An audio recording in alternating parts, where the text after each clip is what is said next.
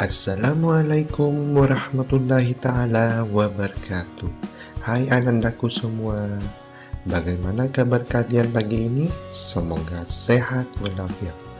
Pagi ini kita akan membahas tema 6 subtema 3 pembelajaran 1. Sebelum pelajaran dimulai, marilah kita berdoa semoga pelajaran hari ini bermanfaat. Berdoa mulai. Selesai. Upacara bendera.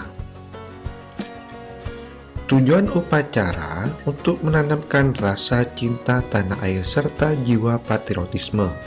2. Mengikuti kegiatan upacara dalam rangka memperingati Hari Ulang Tahun Kemerdekaan Republik Indonesia atau Proklamasi Kemerdekaan merupakan bentuk tanggung jawab sebagai warga negara.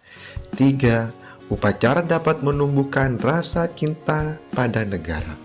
4. Mengingat perjuangan para pahlawan yang gigih dan pantang menyerah untuk mewujudkan negara Indonesia merdeka. 5. Menumbuhkan rasa menghargai jasa para pahlawan.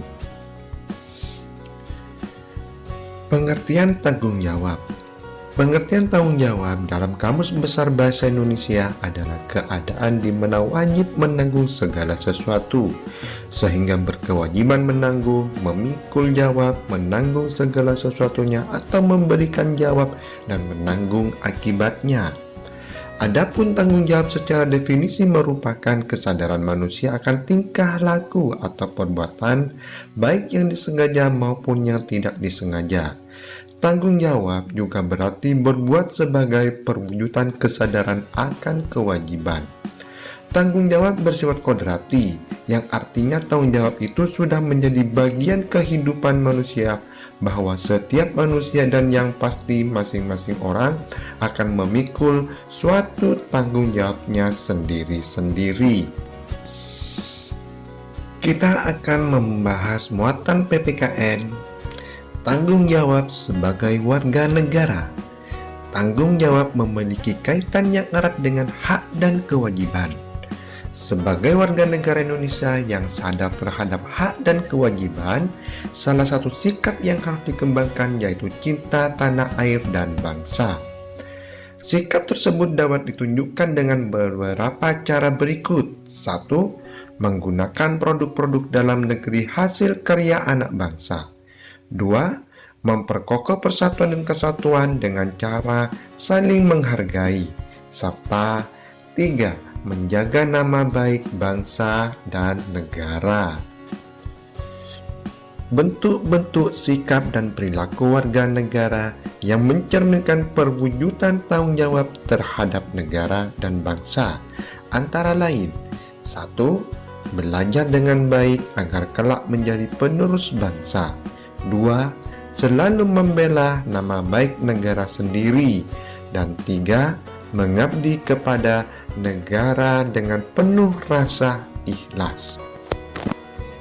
Berikutnya, tanggung jawab warga negara terhadap bangsa dan negaranya dilaksanakan dengan cara memenuhi hak dan kewajibannya sebagai warga negara.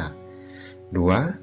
Contoh tanggung jawab sebagai warga negara adalah mengamalkan Pancasila dalam berbagai bidang kehidupan, baik politik, ekonomi, sosial maupun budaya. 3. Pancasila sebagai nilai luhur bangsa tidak hanya cukup dihafalkan namun harus diamalkan dalam wujud sikap dan perilaku. 4.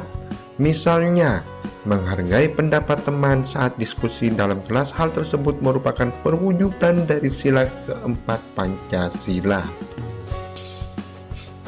Contoh tanggung jawab sebagai warga negara, misalnya dalam kehidupan sehari-hari.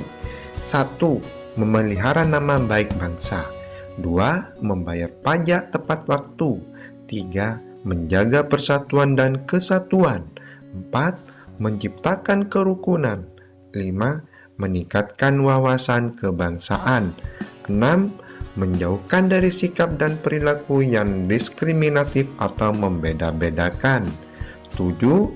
Menjunjung tinggi toleransi. Makna Proklamasi Kemerdekaan Indonesia. Ayo kita ingat kembali makna proklamasi kemerdekaan bagi bangsa Indonesia.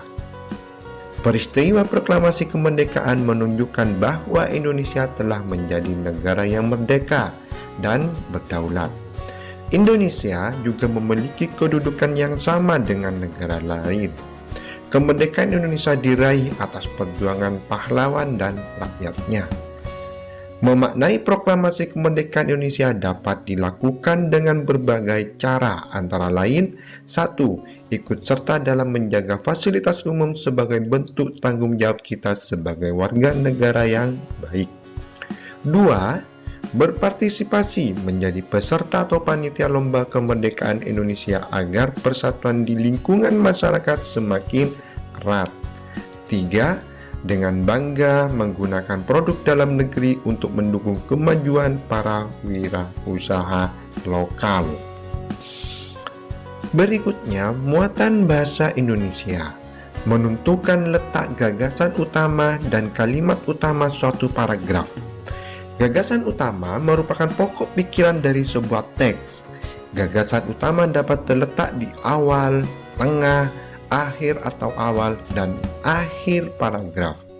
Kita dapat menemukan gagasan utama dalam kalimat utama. Kalimat utama merupakan kalimat inti dalam sebuah paragraf. Kita dapat menemukan gagasan utama dalam sebuah paragraf dengan membaca teks secara keseluruhan. Dengan begitu, kita dapat menentukan kata kunci teks tersebut. Setelah menemukan gagasan utama dan kalimat utama dalam sebuah teks, kita dapat menyajikannya dalam berbagai bentuk, salah satunya dalam bentuk tabel.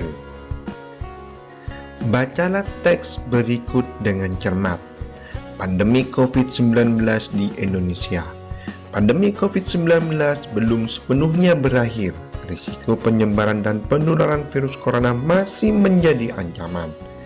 Sejak diberlakukannya PSBB pembatasan sosial berskala besar, memang angka penularan COVID-19 menunjukkan penurunan. Beberapa daerah pun mulai berencana akan tidak lagi memberlakukan PSBB. Namun, pada kenyataan, pandemi virus corona belum berakhir dan masih mengintai setiap waktu. Untuk itu, santer terdengar kita akan masuk pada kondisi new normal. New normal dalam kondisi pandemi masih berlangsung. Berarti kita harus hidup berdampingan dengan virus corona sambil melakukan aktivitas sehari-hari dengan adaptasi yang baru, yaitu dengan tetap memiliki kewaspadaan tinggi agar tidak tertular COVID-19. Salah satunya dengan mematuhi dan melakukan protokol kesehatan seperti yang dianjurkan oleh pemerintah. Tuliskan gagasan utama dan kalimat utama dalam setiap paragraf pada teks tersebut dalam bentuk tabel. Paragraf 1. Gagasan utama penyebaran virus corona. Kalimat utama: pandemi COVID-19 belum sepenuhnya berakhir. Pada paragraf 2, gagasan utamanya adaptasi terhadap keberadaan virus corona. Kalimat utama: kita harus hidup berdampingan dengan virus corona dengan memiliki kewaspadaan tinggi agar tidak tertular COVID-19. Tugas Ananda berikutnya untuk mengetahui sebagaimana kita sudah memahami pembelajaran pada pembelajaran 1 adalah: sebutkan dan jelaskan contoh sikap tanggung jawab Ananda di lingkungan keluarga. Selamat mengerjakan, semoga bermanfaat dan menjadi tambahan ilmu bagi kita semua. Sekian, terima kasih. Akhiri, Assalamualaikum warahmatullahi wabarakatuh.